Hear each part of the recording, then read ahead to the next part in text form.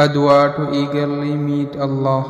اللهم إني أسألك لذة النظر إلى وجهك والشوق إلى لقائك.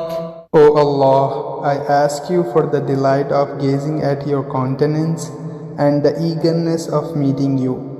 اللهم إني أسألك لذة النظر إلى وجهك والشوق إلى لقائك.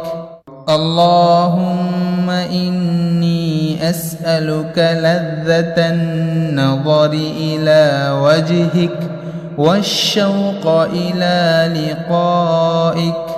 اللهم إني أسألك لذة النظر إلى وجهك والشوق إلى لقائك.